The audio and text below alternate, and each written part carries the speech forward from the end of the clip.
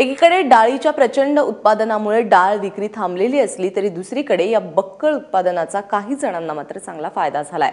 कोण आहेत ते आपण पाहूयात।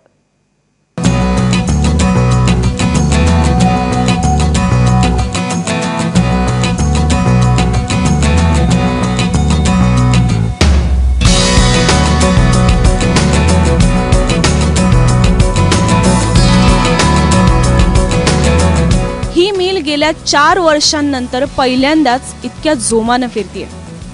बंद पडत चाललेला डाळ मिल उद्योग यंदा थोडा सावरताना दिसतोय। बळीराजाने पिकवलेल्या डाळीमुळे हे सगळं आता शक्य झालंय।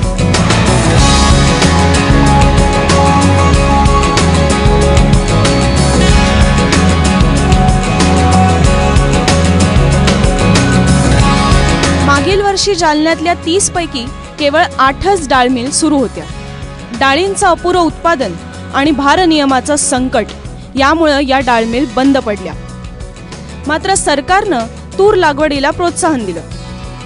प्रत्येक क्विंटल मागे 5050चा हमीभाव दिल्यानं शेतकऱ्यांनीही तुरीचं भरघोस उत्पादन घेतलं आणि यंदा या मिल पुन्हा जिवंत झाल्या।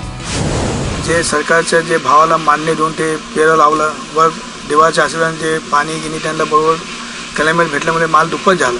तर आता ही डाळ मिल आमची पूर्ण त्याचं 30 डाळ मिल 25 डाळ मिल फुल प्लेजमध्ये चालू आहे। 2-3 डाळ मिलमध्ये चणाचा व्यवहार चालू आहे। डाळ मिल पूर्ण वर्षभर चालतील म्हणजे असं समजून चला की दुप्पट उत्पादन झाल्यामुळे पुढच्या 6 महिन्याचा सुद्धा माल यावर्षी जमा झालेला आहे आपल्याकडे। सध्या या मिल सुरू झाल्या असल्या तरी भारनियमनामुळे कामगारांना पुरेसे पैसे मिळत नाहीये। लोड सेटिंगमुळेच आमच्या कामाचं टेन्शन यायला लागलं, त्यामुळे रोजगारावर ते मार पडायला लागला। आमचा जी मजुरी आम्हाला पडायला पाहिजे ती मजुरी पडायला लागली नाही। जर लोड सेटिंगचं कधी कारण वगळलं तर मग आम्हाला जे पूर्वी 250 रुपये हजेरी भेटत होती ती पूर्ण 250 रुपये भेटत नाही आम्हाला। शेतकऱ्यांच्या उपकारानं हा डाळ मिल उद्योग पुन्हा जिवंत झालाय। मात्र शेतकरी अद्यापही तुरी घेऊन रांगेतच दिसतोय। ही खरी एक शोकांतिकाच आहे। रवींद्र मुंडेसह ब्युरो रिपोर्ट, एबीपी माझा, जालना।